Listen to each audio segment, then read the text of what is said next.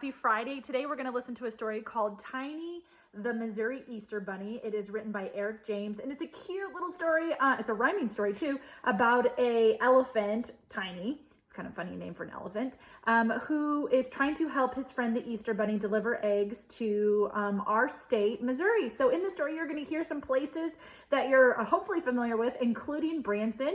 And then maybe after you're done listening to the story, you can look up the different places on Google Maps and see all the different places that he delivered Easter eggs to. I hope you have a great day. Tiny the Missouri Easter Bunny. So this is a story about Tiny. And guess what? She lives in Missouri, which is where we live.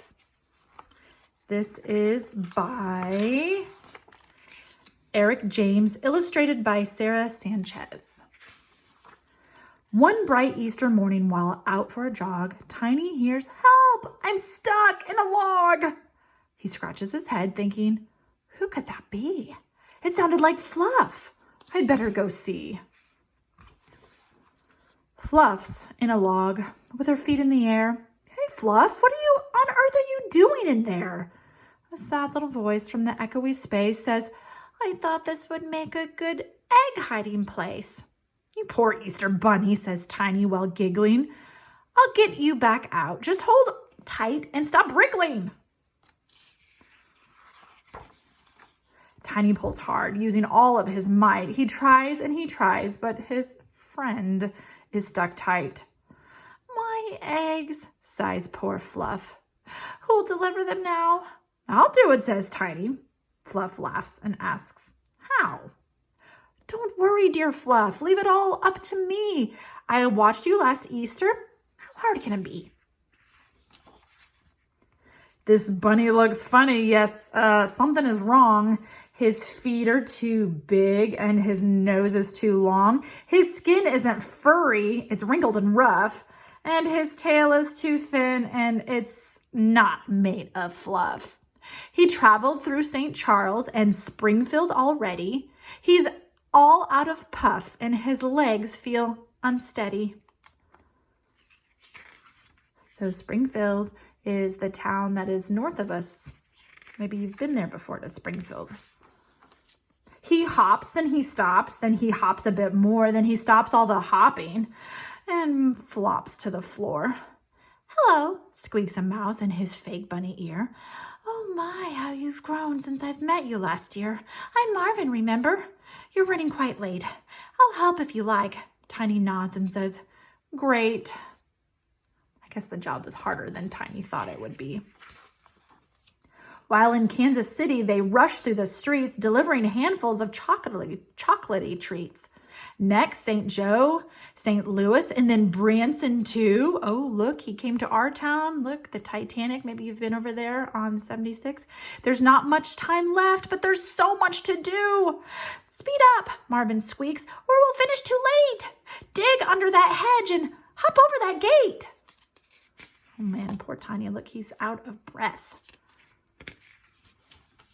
This large Rolla house has a fence all around.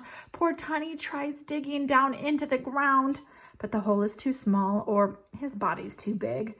How odd, Marvin thinks. I thought bunnies could dig. This large Glendale house has a really high wall. "Jump up," Marvin squeaks. "Come on, give it your all." So Tiny jumps up but comes down with a thump. How odd, Marvin thinks. I thought bunnies could jump. Marvin thinks that he's the Easter Bunny. He doesn't realize that he's Tiny the elephant. That's why he's so confused. "There's something not right," Marvin says. "Let me see." He scratches his chin and thinks, what can it be? "You're not very fast. Well, just look at those legs. You're not very careful. You've cracked half the eggs. You do not have whiskers. You're no good at hopping. Those ears look quite fake. And that's no bunny dropping." You know, get it? Bunnies would have very small droppings, where an elephant, very large. "Aha! Now I've got it." He jumps to his toes. "No bunny is born with a trunk for a nose." He's finally figuring it out. Tiny starts crying. He wails, "Yes, it's true. I thought I could do the things real bunnies do." Don't worry, it's fine, Marvin squeaks, being nice. Do you mind if I offer a little advice? You need to start using the talents you've got. Be proud to be you. Don't be something you're not. That's good advice. What talent, says Tiny. What things can I do? He blows his big nose and then, achoo! Eureka, squeaks Marvin from high in a tree. That's wonderful. Big trunky nose is the key. It's strong and it's long. It can pick things up too. It's perfect for seeing this Easter job through. We'll put it to work just as soon as we can. Let's head to Columbia, test out this plan. This house has a fence and this house has a wall, but with Tiny's big nose, there's no problem at all. His long nose lifts up, reaches over the top, and he drops an egg down on the lawn with a plop. And look at the hole in this fence. That'll do. There's room for an egg and a trunk to fit through. Now the job seems quite easy. Well, that's how it goes when an elephant uses his brains and his nose. But daylight is breaking, the sun starts to rise, and home after home stands in front of their eyes. I don't think we'll make it, squeaks Marvin. Oh dear. Hang on, Tiny shouts. I have a marvelous idea. He sucks all the Easter eggs into his nose, and when his trunk's full, he takes aim, then he blows. Look, it's going. See all the eggs in his trunk? Look at those eggs blasting out of his trunk, landing on lawns with a thunk, thunk, thunk, thunk. Boom, boom, boom, boom, boom. All the eggs are going. The basket's soon empty. We did it! Hooray! Come on, let's help Fluff. Oh, I hope she's okay. Hey, Fluff, Easter's saved. I'll get you out now. Thank you, shouts Fluff. But you'll get me out how?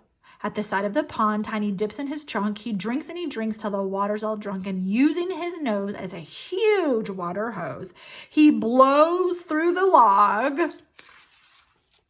Look at Fluff. Up, there she goes. So he squirted the water and blasted her out of the tree trunk. Happy Easter, Missouri. The end.